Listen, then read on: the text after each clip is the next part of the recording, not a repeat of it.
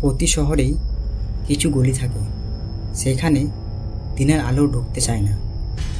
আর ঠিক এমন এক গলির শেষে ছিল এক পুরনো পানবুড়ির ঠেলা, যেটা নাকি একসময় খুব জমজমাট থাকতো।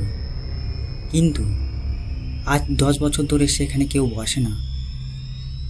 তবু রোজ রাতে লোকজন বলে কেউ একজন সেখানে বসে পানিপুরি খায়, কিন্তু তার মুখ দেখা যায় না, দেখা যায় শুধু ছায়া। আর সেই ছায়ার আশেপাশে কেউ গেলে মানুষ নাকি আর ফিরে আসে না। আমি অর্ঘ্য, নতুন রিপোর্টার হিসাবে শহরে এসেছি।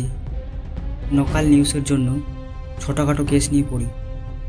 এই ছায়ার গল্পটা আমার কানে আসে যখন একদিন গলির চায়ের দোকানে বসে চা খাচ্ছিলাম। এক বৃদ্ধা ফিসফিস করে বলেছিলেন, ওঠো না বাবা, রাত 9টার পর ওই ঠেলার ধারেও যেও না, ছায়া ডাক দেবে, ফিরবে না। আমি হেসেছিলাম, ভেবেছিলাম শহরে অলিক কল্পনা, কিন্তু সাংবাদিক তো সন্দেহ নিয়ে বাঁচে। তাই পরদিন রাত ঠিক 9:30টায় গেলাম সেই ঠেলার সামনে।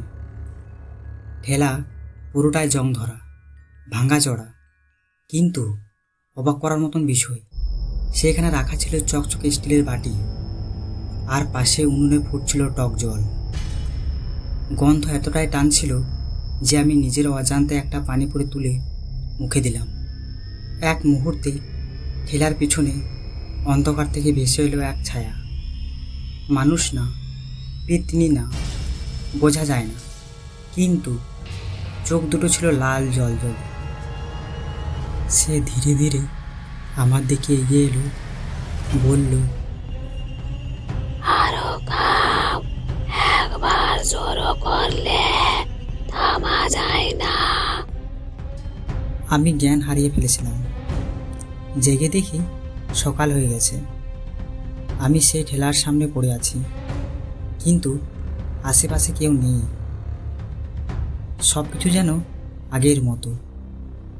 ঠেলা নেই, বাটি নেই, টক জল নেই। লোকজন বলল আমি 3 দিন ধরে নিখোঁজ ছিলাম, কিন্তু তখনও আমার জিভে লেগেছিল সেই টক ঝালের স্বাদ। আর পকেট থেকে পড়ে যায় একটা জং ধরা স্টিলের চামচ, যেটা আমি চিনতেই পারিনি। আজও রাত হলেই সেই ঠেলার সামনে একজন ছায়া বসে থাকে, নীরবে, ধীরে ধীরে পানিপুরি খায় আর অপেক্ষা করে।